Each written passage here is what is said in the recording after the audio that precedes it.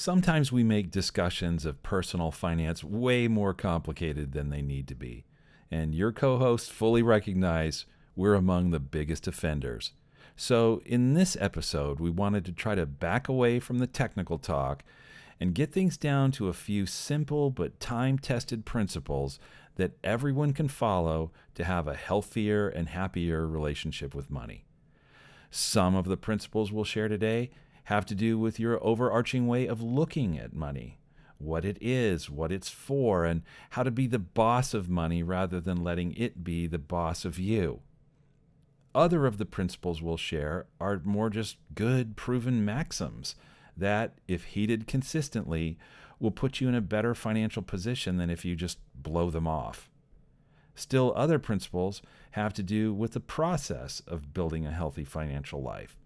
So here we talk about when to start implementing various principles and which to do first, second, third, and so on. Now, we recognize that we have listeners at various points on the spectrum of financial health. A few, honestly, feel like they're barely hanging on, and others have a dependable income but are struggling to move beyond living paycheck to paycheck.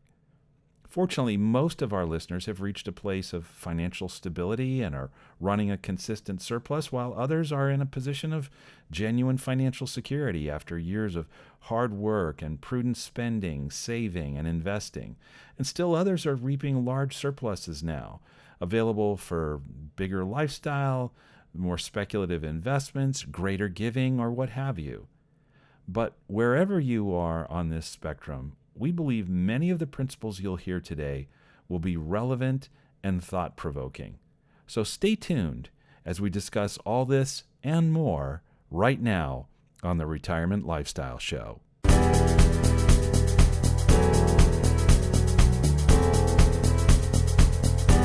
Welcome to the Retirement Lifestyle Show. I'm your co-host, Roshan Loungani, today, as usual, with Adrian Nicholson and Erik Olson. I'm really excited about today's episode. We're going to be talking to you. We've actually limited ourselves, each of us, to try to come up with just 3 tips. If we could only give 3 tips, what would those 3 things be? We have not shared with each other what those tips are. So there could very much be overlap, and this episode might just be 3 tips in total. Although we have given each other the assignment of you come up with your 3 and then let's share them together in this podcast. So I think this might be one of our best ones. Let's see if I agree with that at the end, just because I think if we all 3 agree on the same things, they must be really important. And if we came up with 3 separate things each, I think we'll have very important items as well. Before we get started, Erik, how are you doing? You look handsome with the new camera you've got. Oh man, I was so envious of you, Roshan, and how sharp your cameras have always making you look on our YouTube channel that I thought it's time for me to get an upgrade. But what I didn't do is I didn't go the extra mile with it, which Adrian did, which was to get the absolute GQ look today. It's amazing. Yes. Thanks, Erik. I appreciate it. It's funny because I got this same haircut like a year and like a couple months ago. And then that was like right before quarantine started. So I was like a little frustrated. I'm like, of course I get like one of my best, most favorite haircuts I like. And now I can't go out. I can't go anywhere. So I always told myself, like, once I'm starting to like go out more, or like I'm back in the office, I'll get the same one again. So this is it. So I'm happy I went back to it. I like it. I like both. And I feel underdressed. I had a jacket, and both my kids are going to camp. So I'm driving them in different directions before I come to the office this week. So I left my jacket on the table right before I left. So little underdressed today. What kind of camp are they doing, Roshan? So my daughter Ava is doing ballet princess camp, which she loves. First exposure to ballet, and she loves it so far. And my son Dylan is doing basketball camp. And they've got a bunch of other ones. Dylan's going to go to writing camp and acting camp next. And Ava's going to go to soccer camp and whatever else we can book, because we haven't booked it yet. That's exciting. I'm biased though, but basketball camp, that was one of like my first ever jobs, just like coaching a basketball camp. It was great memories. Like all like the JV and varsity players would kind of like pick their own teams. and then we like, train them, practice them, and then we have like a tournament and everything. And that's when I kind of really fell in love with kind of like coaching, whatever it may be, whatever I can just like coach or just teach people, whatever sports it is. I that's when I really kind of found my passion for it, just kind of just bestowing some of my knowledge on it and just trying to. I always said my job is to put you in the best possible position to succeed. Nice. That's great. I need to bring Uncle Adrian over to teach Dylan, and I wouldn't mind learning a little bit myself either. I'd be happy to help in any way I can.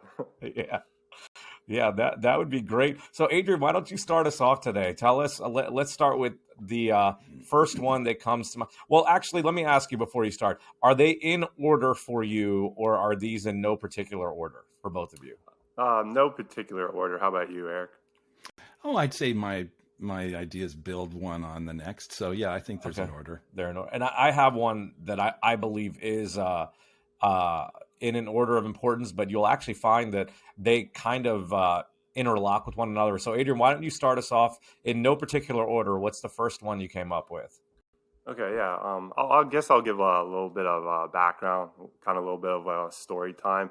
I was entering my sophomore year of college, so that previous summer I had like my first kind of summer job, just trying to build up as much money as possible, because like when you go to campus you just want to be set and just being able to like enjoy yourself and have that kind of emergency fund if you ever need it. So I was working that summer just building up a lot of money, and then August came around and I drove to campus getting ready for my sophomore year, super excited.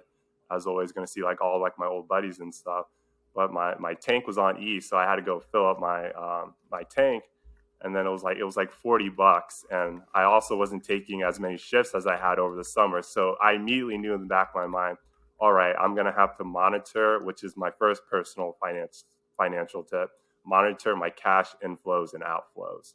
That's when I kind of got my first lesson, because again, that previous summer I was working like 5 to 6 shifts a week, just constantly just like saving up. But now that I'm going to school, I was like, all right, I'm going to have to pick at least one or two up, just so I'm not eating into my savings constantly, because I was really involved on campus, like doing intramural sports, semi-formals, formals, which are just like events where you have a date, you go to like a venue, you meet all your friends, take pictures, you get your dates like flowers and stuff.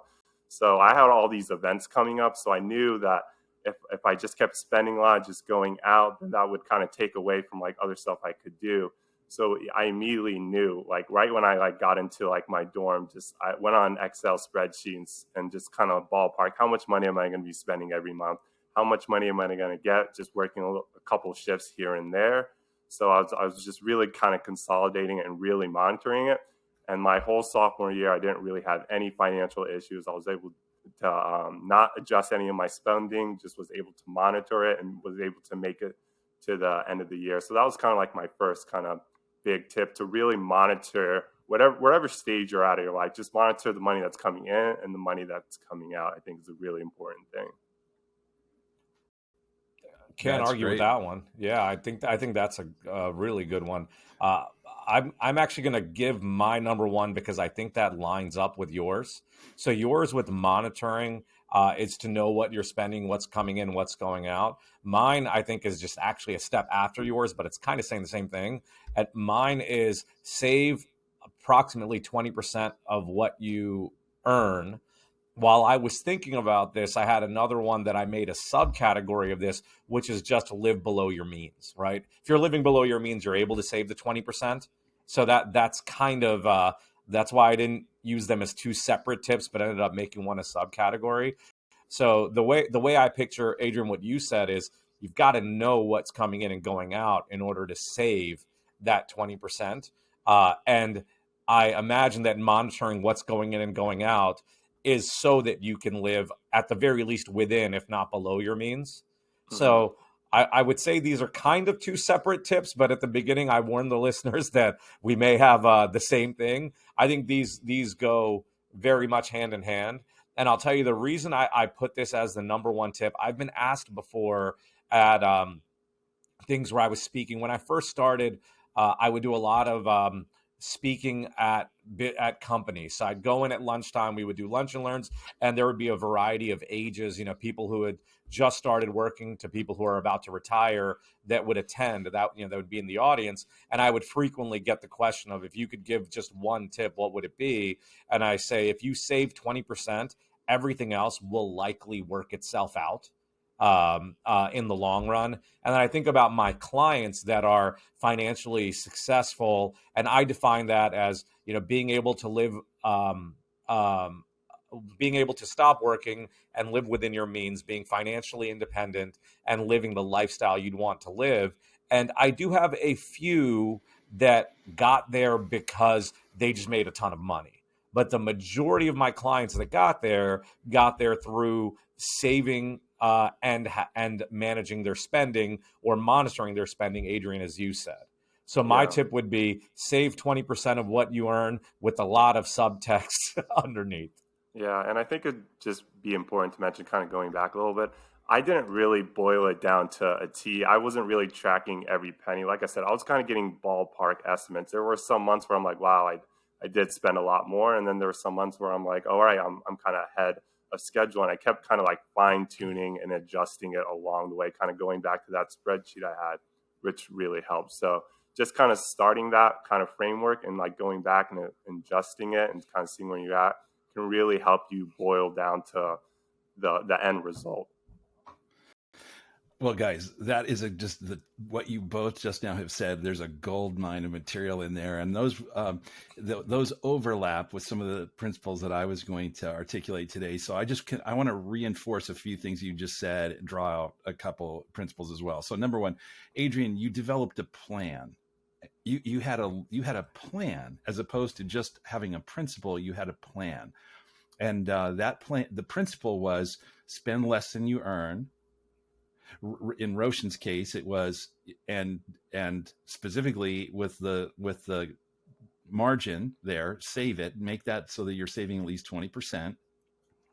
But in addition, you had a budget, and so you followed a budget. And so you were watching. Now, you just admitted you weren't necessarily so scrupulous and rigid that you tracked every penny, but at least you had a framework and that you had a guide. I think that also is really an amazing principle. So kudos to you for jumping on that at such an early stage, man. If you can figure that out in college, golly.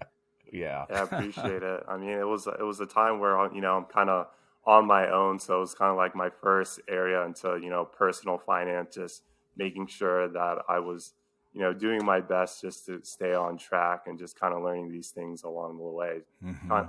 It definitely paid dividends for me. Adrian, I got to ask just further. Most college kids run out of money and call mom and dad, right? You obviously weren't going to do that. Was that something that you had been taught growing up, that, in a positive way, in the sense of, we know you can handle it on your own, go handle it, or in a negative way, like, Adrian, don't come home asking me for money? Like, what was that? What was that? Why weren't you the typical college kid that was going to reach home to ask for more money?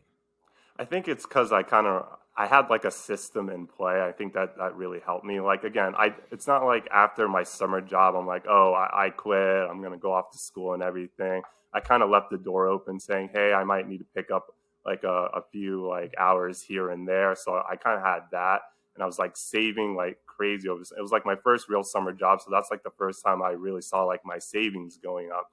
And like I kind of had that like experiment freshman year where I kind of knew what my expenses were going to be like going the year. So I would say going in that year, I was just very well prepared. And like I said, like before I even got on campus, I had to fill up my tank, and that was like $40. So I immediately knew, all right, this is something that I need to boil down to a T right now, or else I'll be in that situation where I'm looking for help or assistance with other people. So it was just good timing, and like I said, just good planning on my part, and just kind of this will be like my bonus tip, just getting started yesterday. You know, there's no better time getting started than as soon as possible.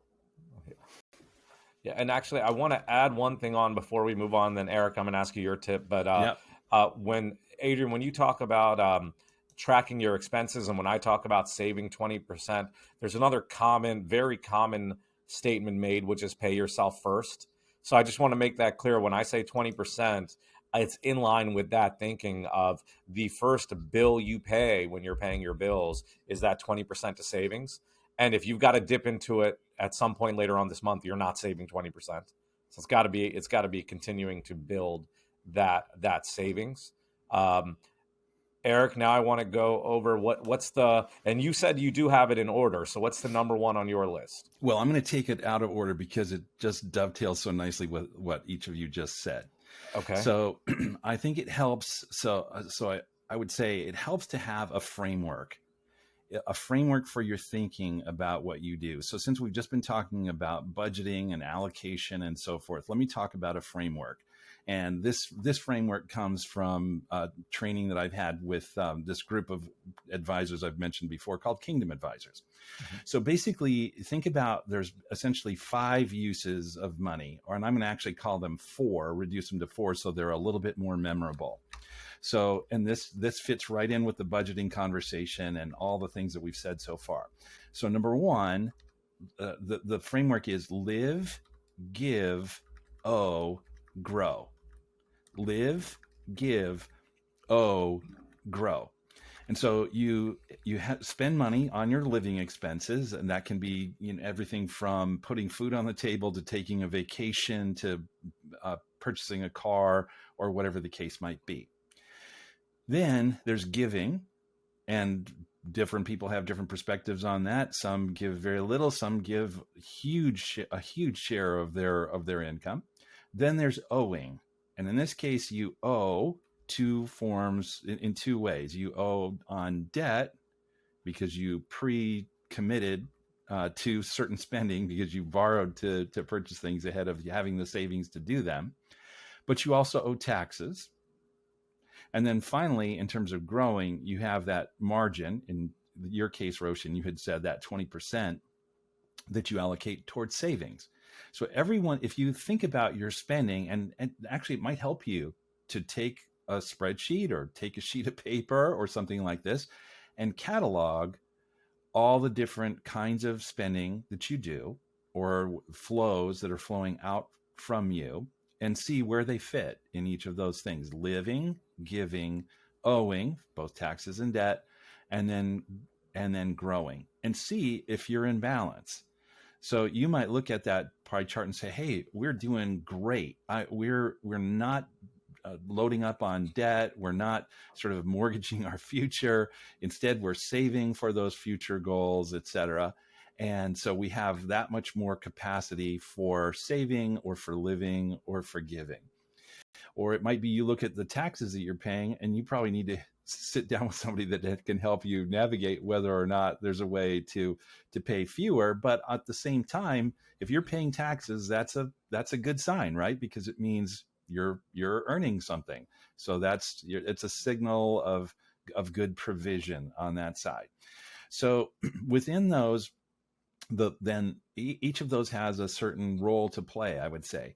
And on the living side, you already said it, guys, is living within your means is one way of expressing it, or spending less than you earn.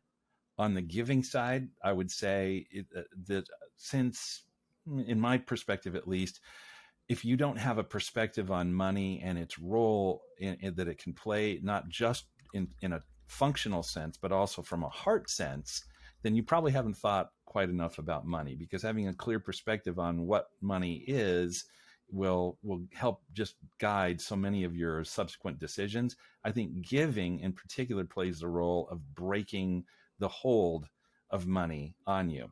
And I could say more about the rest, but I think anyway, I just thought that whole framework, live, give, owe, grow, serves as a useful way of sort of structuring your thinking about your how you're allocating money, your budget, you're living with a margin, et cetera.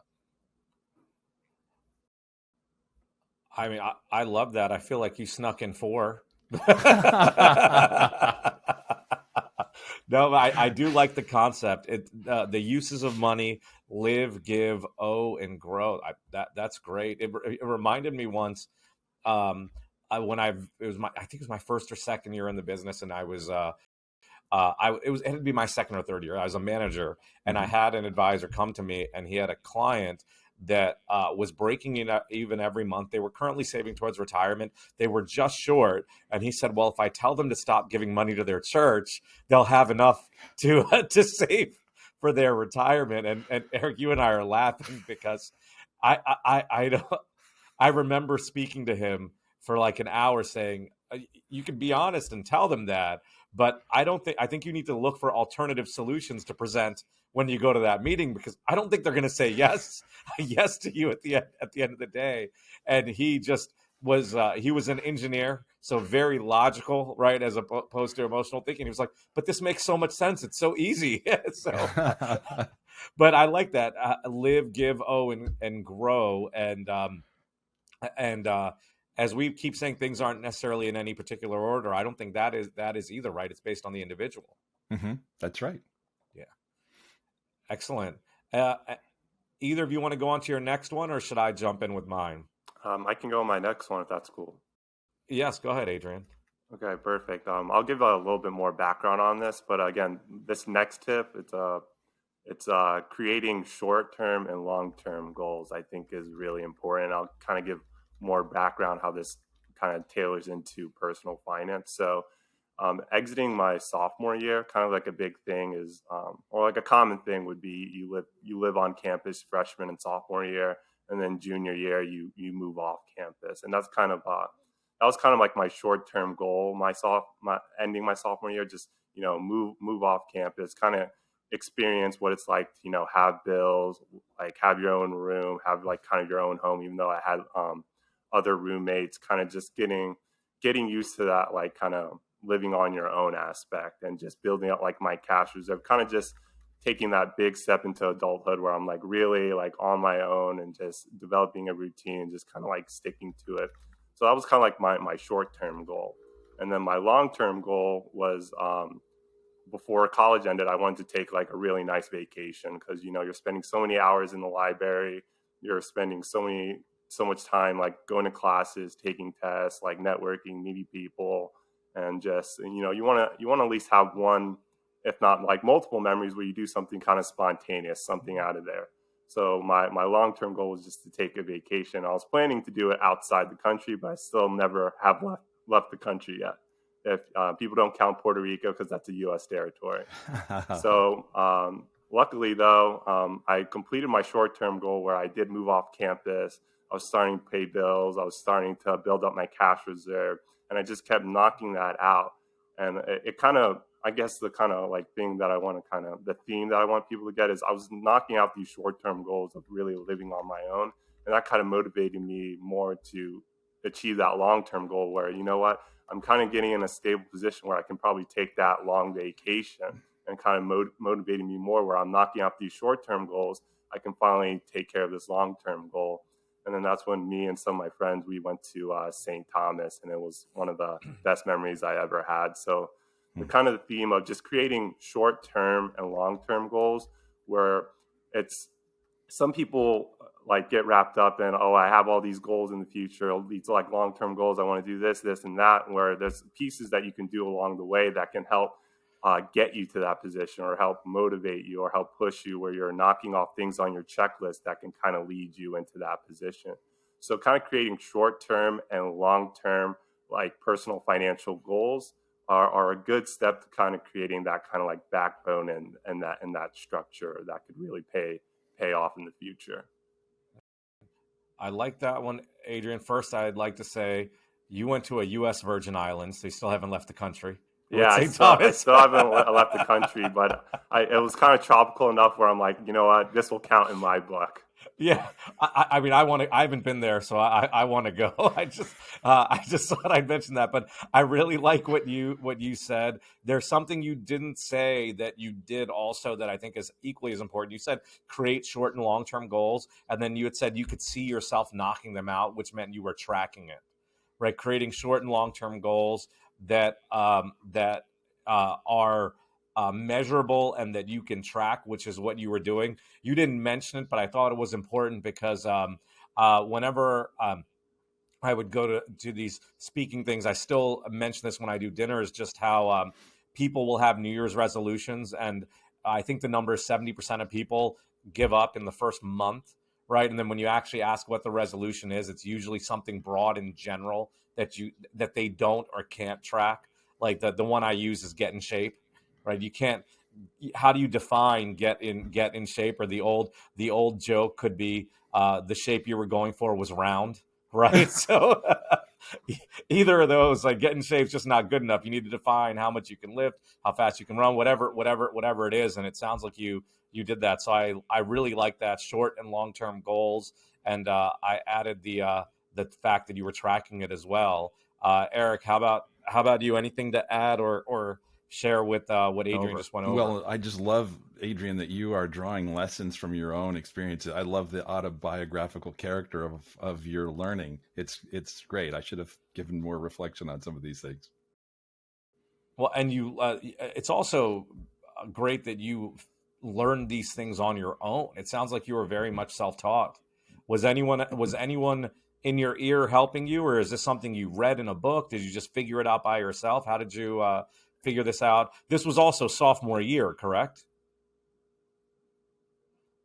I think we may have lost Adrian, so I will ask him that question when he comes back. All right. And I will go on to my next tip, unless Erik, you've got one you want to share. Mine, once again, I felt like there's overlap on mine, but my next one is just avoid credit card debt. Mm-hmm. And my category below that is oftentimes there's a debt is driven by keeping up with the Joneses. Yeah. So the avoid debt. If you're saving 20%, you're avoiding debt, which is why mine has an order, right? I said, if you do this first, if you're saving the 20%, you probably aren't going into debt. Mm-hmm. But avoiding credit card debt, I just did a quick Google search, and it said that there's an old article, it's from 2016, but it says if you had $2,000 in debt and you're at an 18% interest rate, if you pay the minimum, it'll take you 30 years to pay it off. Oof.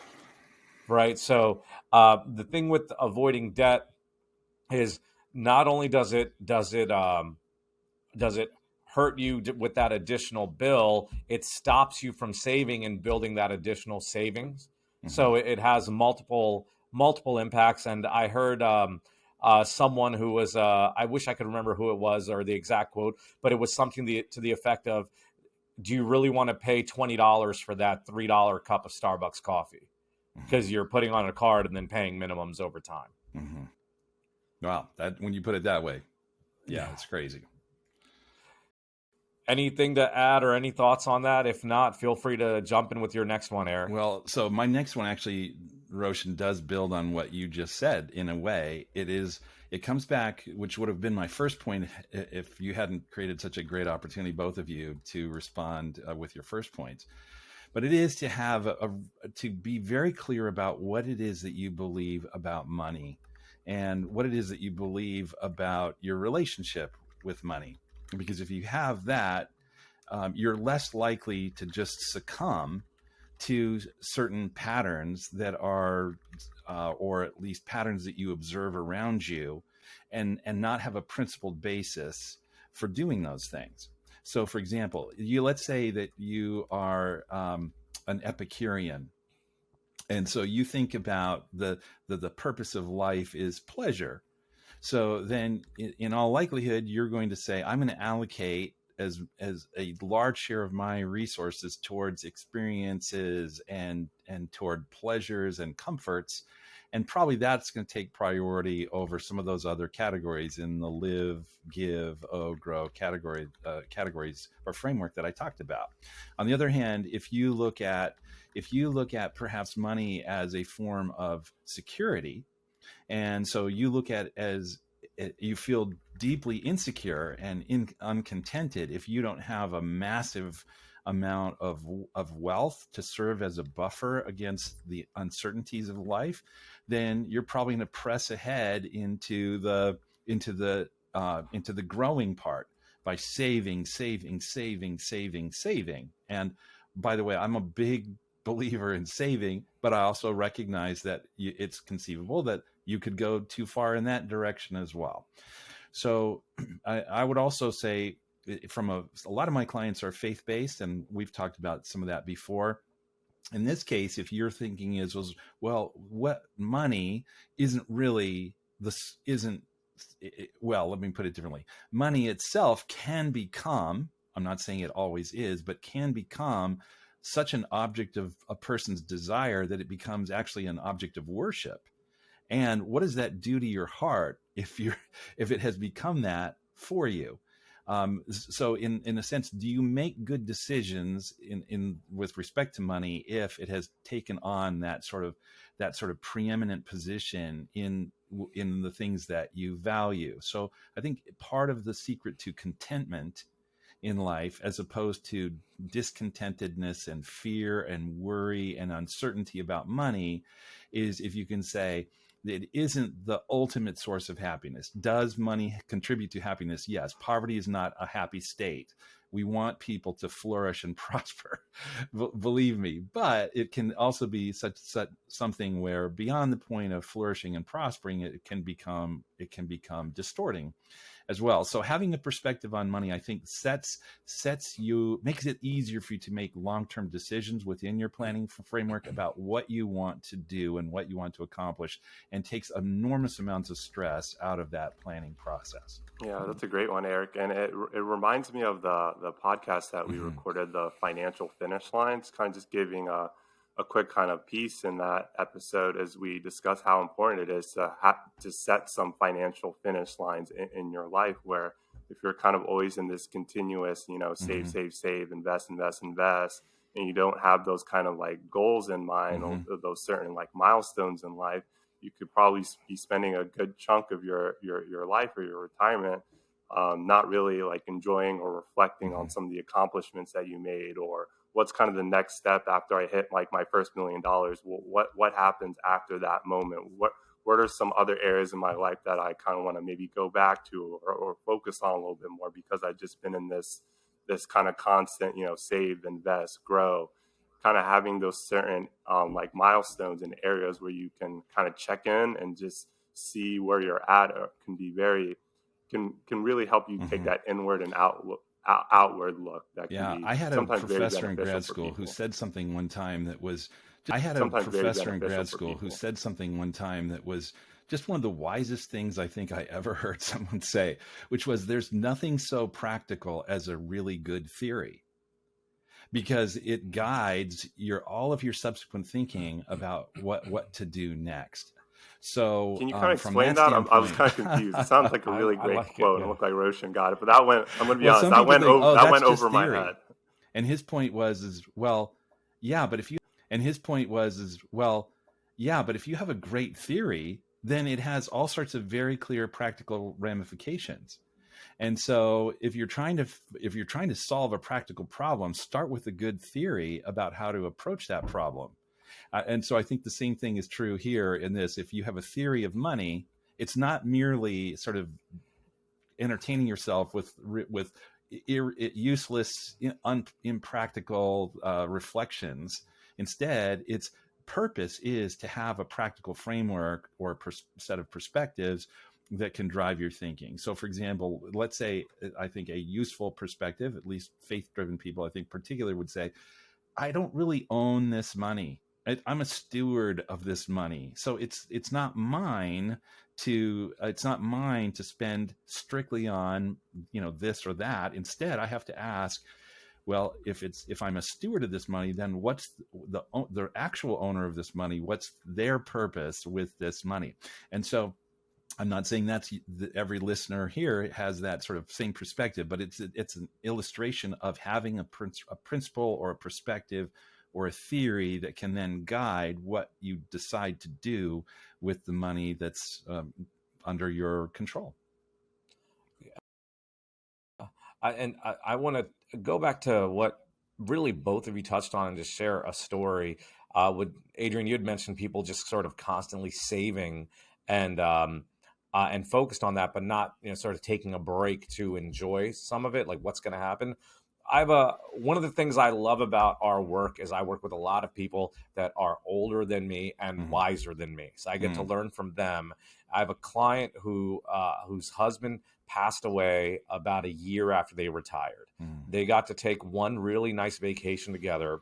And she has told me multiple times, well, she's complaining to me about RMDs, right? She's saying that I've got to take out all this money, but it was money for two, and now there's only one, so I'm paying taxes as a single, so I'm paying higher in taxes.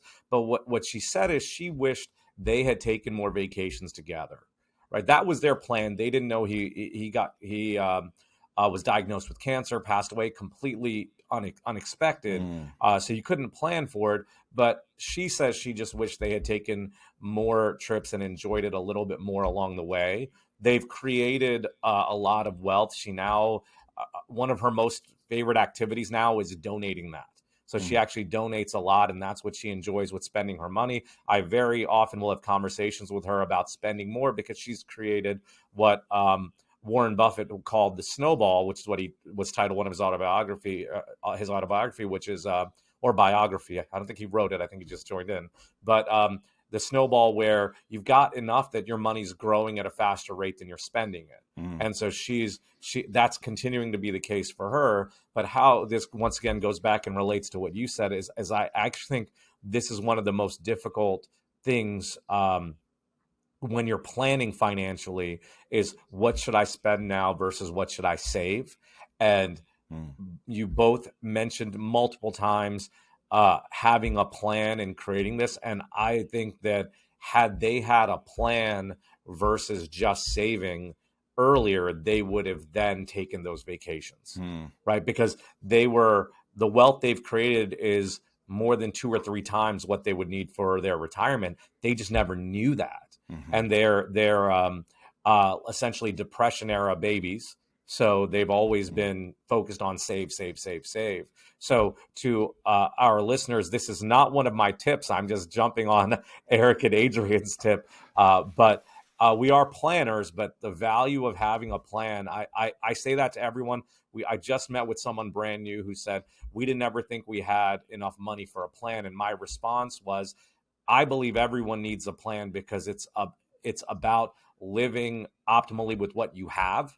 So the less you have, the more important I think the plan is. So you may not think you have enough money for the plan. I would flip that logic over and say, well, if you have tons and tons of money, you may be able to survive without a plan because you can do everything. But if you don't have tons and tons of money, each dollar is that much more valuable to you, which makes the planning that much more important. Yeah. Good.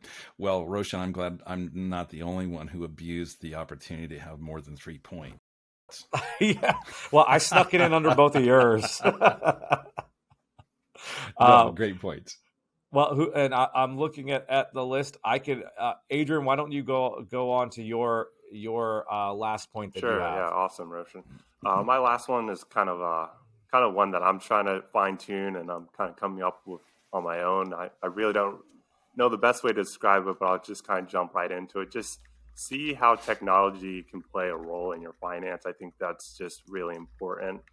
Like, just there are a whole bunch of resources out there. Technology is always advancing, where you kind of can incorporate it a little bit more into your lifestyle to make it a little bit easier, whether it's tracking your finances, whether it's sending money, whatever it may be. Just trying to stay up to date on the things that can help you most when it comes to your finances, because for some people it can get a little out of hand, and this could be the thing that can help them be a little bit more organized.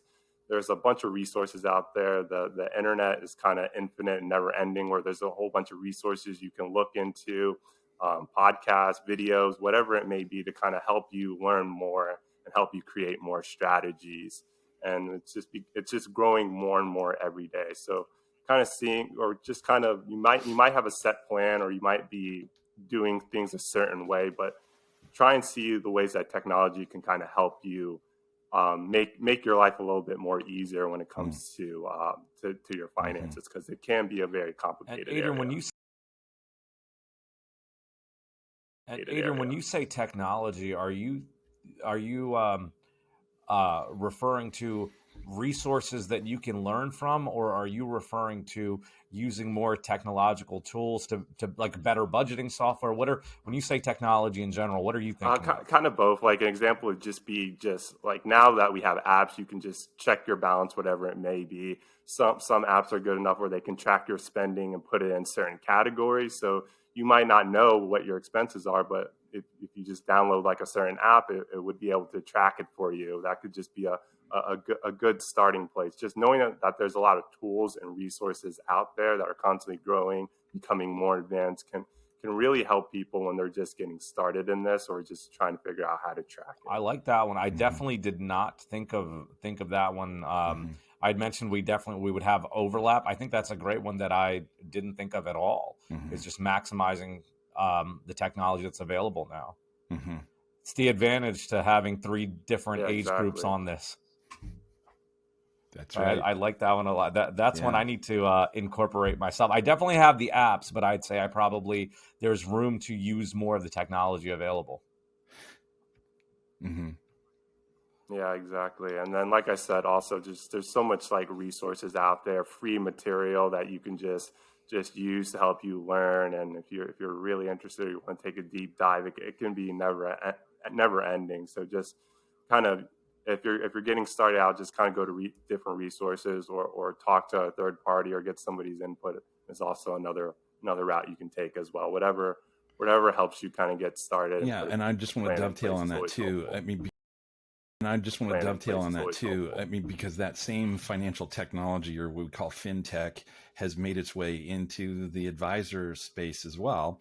And so I know, for example, one of the various financial planning software tools that we use gives the client the choice of not only linking to have their asset and liability accounts constantly updated within the financial planning software, but it will also allow their spending to be monitored by the software. Now, by the way, it doesn't give the advisor full visibility into that, but it does allow the client to have full visibility into that. And so that they can go through and then categorize their expenses within the financial planning software itself, so that the plan that's developed by that software is extremely reality based. In other words, it's not making fanciful assumptions about spending a lot less than's actually being spent. And so as a result, you have a much greater precision in the financial planning projections that you're doing. So, but you can certainly do that on your own, and there are many such tools for that.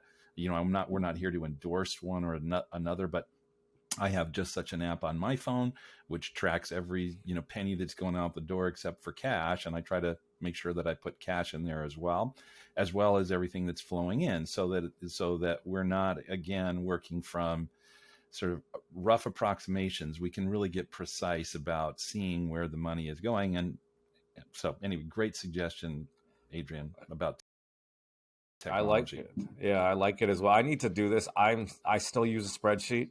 So I should get on this. It would save me time if I had the software versus this, because they'll pull it all and put it in a spreadsheet for me, right? That's true. So yeah, I need to, Adrian, I will have you over to teach both basketball and fintech. I can figure out my schedule, but I'm willing to help. Thank anyway. you. And I will go on to my my next tip, which is it's invest from day one. Learn to invest early.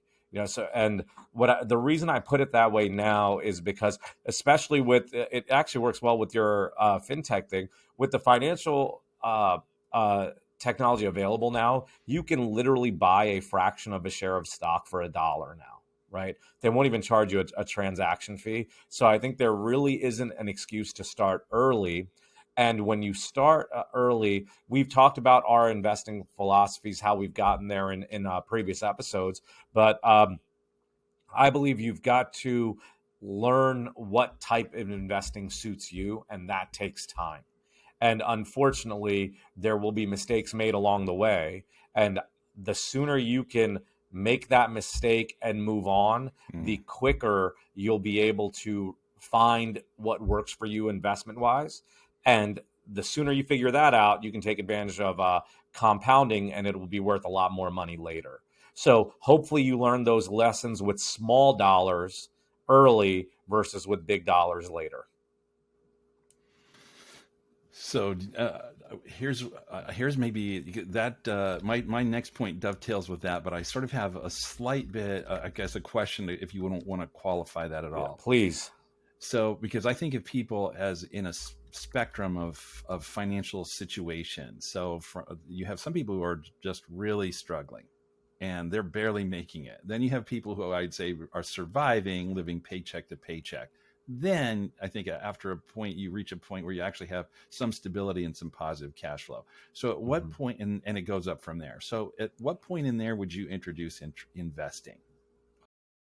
Well, so, the way I look at it from the financial planner's perspective is you've got to make sure you have an adequate amount of cash reserves built, and then you go into the investing. Okay, yeah, I think we're in agreement then. Yeah, but when I say that first tip I had of saving 20%, I imagine that 20% is going to things like a 401k plan as well at the beginning, and you're investing there. But a lot of people will just set their 401k up however the form is filled out, or they'll look at things and fill it out, and then they'll never look at it again for decades, right? I'm sure we've all encountered clients like that said they set it up years ago and just never looked at it. And so that's part of what I'm addressing with the investing is participate in that savings and that 401k plan, not just by putting your money there, but also by monitoring it and selecting your investments. Yeah. But I am also talking about investing outside of there in whatever makes sense for you, whether it's stocks, ETFs, bonds, mutual funds, whatever it is, to help build that methodology that works for you. And if you don't have one or don't have an interest in setting one up, there's nothing wrong with that. That's why our industry exists, right? Because then they could work with someone like us, and then they can piggyback on our experience and knowledge. So going back to what was said earlier with having a plan, Adrian, I believe that was one of yours to just have creating the short and long-term goals. If you decide early that investing is not something you're interested in or not right for you, find someone early to play that role for you. Yeah. So mine, once again, is invest early. And one other tip in there that I love, I believe this is a Benjamin Graham quote, but price is what you pay and value is what you get. So if you're investing early and your reason for investing is because it's going up, that's probably not a good enough reason. That's one of those lessons that might hurt you later. So now that I've snuck one in, Erik, I'll go to you. What's the last one you've got? All right. So I've talked about having a framework for your thinking: live, give, grow. I've talked about having a perspective and having a good philosophy or theory, I guess, about money. But now I want to be very, very practical, because we have a lot of listeners. And as I just identified, there's a lot of different financial conditions. And I said, surviving, struggling, surviving, secure, I would say. Then there's also, or stable, there's also secure, and then there's surplus. So we have, running up the full gamut of different kinds of conditions. But where should you begin if you are at the struggling stage and you're moving up that continuum? So each of you have talked about this to a certain extent. I would say the number one thing you should do is get out of credit card debt before you do anything else, because especially if you, as Roshan, you pointed out, you're paying, what was it, 18% or 25%, and people do that, and it just doesn't even occur to them. That's the return on your quote unquote investment in paying off that debt is one of the best returns on investment that you'll ever receive. A guaranteed 18% or a guaranteed 25% return by not having that interest burden any longer is a fantastic return. So you're extremely smart if you attack that debt and get past that stage. Next, get so that you do have a cash reserve, 3 to 6 months of committed living expenses set aside in the event of unemployment or a pandemic, or you get hit by a beer truck and you can't work for a while, or whatever the case might be. Have a cash reserve. And then next, start saving for those things that you know are you're going to be spending money on. You know you're probably going to be driving. You know you're probably going to want to own a home. You know you're not going to sleep on the carpet or the floor. You're going to probably have some furniture. So start saving for those sorts of things so that you don't have to, again, put them on a credit card. Instead, or to borrow as much. Now, a home, I understand that it's a little tough to save enough to buy a home right out of the gate. So I think that's a little different. But in terms of cars or furniture or clothes or vacations or all that sort of stuff, if you know you're going to do them, save for them. And then once you've done that, start thinking in terms of longer term, retirement, college, lifestyle changes, financial independence, the things of that nature that we've talked about. And then once you have a genuine surplus and you're well on your way to saving for those sorts of things, then you can start taking, especially if you have more experience, more active risk taking. So in that sense, hedge funds, new businesses, real estate, venture capital, other sorts of things like that, and giving like crazy. But I would start at the beginning and get out of debt and kind of work up that way, as opposed to just having, where am I supposed to start? This gives you a very clear sequence. Follow a sequence of that kind, and I think you'll be a lot better off. Yeah, I like that, Eric. I used to tell people, and I used to call it the debt cycle. What typically happens to someone is they get their debt up to, let's say $10,000. They pay it down and they're not saving cash. So they're taking huge chunks down. It goes down to like 7,000 and the car breaks down. Mm-hmm. So they have to put that car repair on it. So now they're up to 8,000. And now because they've used the credit card, they start using it again. Eventually it gets up to 10,000. They're like, oh my God, what do I do? And they continue that. I would call that the debt cycle. Mm-hmm. You're always in debt between 10 and 7,000. It's just a matter of where things are at that point. Mm-hmm. And the way you break that debt cycle is by having cash. Mm-hmm. So that when that emergency comes up, mm-hmm. you can write a check for the car repair. You don't slip and then start using those credit cards again. So you never get back up to 10. Mm-hmm. So building that cash reserve is very important to avoid the debt cycle. It's really the only way when you're at that stage you just mentioned, Eric, of going from sort of just surviving to now having some surplus. When you're going through that stage and you're getting out of debt, make sure you're simultaneously building your cash and paying off the debt to break that debt cycle. Mm-hmm. But I like those. I'm just going to go through our tips. I am pretty surprised that we actually didn't have overlap. So the first one, Adrian said, have that monitor your cash flows in and out. I had saved 20%. Eric said the uses of money: live, give, owe, and grow.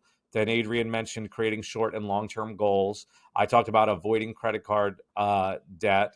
Eric said, be clear about what you believe, your belief and relationship, belief about money and your relationship. Adrian mentioned utilizing technology. I talked about investing early. And Eric, you had talked about starting at the beginning and having this process to follow. So I think all of ours are somewhat interconnected, but we actually came up with surprising. I'm surprised that they're all different. I wouldn't have been surprised if we ended up with only 3 or 4 in total. Mm-hmm. Yeah, I'm happy with our list. And I guess like kind of like a parting thought would be like there are a lot of tips here. And I guess kind of like my biggest like recommendation is, it might be a lot of tips. So trying to incorporating all these tips all at once might be difficult if you're just getting started out. But like a big thing is maybe take 1 or 2 of these and just try and be consistent or create a habit. I think that's the biggest thing, because if you have so many of them, you might start off really strong with them the first month, and then maybe 1 or 2 fall out. Kind of like what Roshan said about the New Year resolution, how it just drops off at a certain point. Whenever it comes to personal finance, just really try and be consistent or create a habit and just stick with it as long as you can until it's routine and you don't really have to think about it anymore. I think that's one of the big things that really help. keep you committed and help these tips become actual, just become actual reality and just are consistent more is a big thing. Just, you know, you don't have to be crazy obsessed with it, but just track it and just keep at it and just take it one step at a time so it can just be implemented so you can see these changes being. Another good tip, right? Don't wait and try to get them all done. Pick one and get started. Right now. I like that. Any parting thoughts, Erik? Yeah, I would just say there are many of the things we've said here today are things that we would encourage you to do on your own, and anyone should do. But if you're thinking you'd like help with this is what we do. So go to our webpage, go to the show notes. You can find our contact information. We'd be delighted to have a conversation with you and reflect with you on all of these topics about what's your outlook on life, what drives your contentment. We can take a look at your 5 uses of money and help you with, every one of the different sorts of things that we've discussed today. We want you to succeed and we want you to prosper. We want you to be content. And if we can be an aid in that journey to contentment, we'd be delighted and privileged to do that with you. Yeah, I completely agree. I'd mentioned earlier with my investing one, getting started early in the investing game, and if you don't have an interest or don't have the time, energy, or anything, there are people like us. We're here to help. So you're not on your own with these things. So as Adrian said, don't feel like you have to do all of them at once, or if you don't feel like you can do, you want to do these things but don't know how to do it, feel free to reach out, email, social media, any of our links. We're definitely there to help. This has been another episode of the Retirement Lifestyle Show. Please like, subscribe, tell your friends, give us 5 stars, and we'll be back to you next week. Thank you for listening.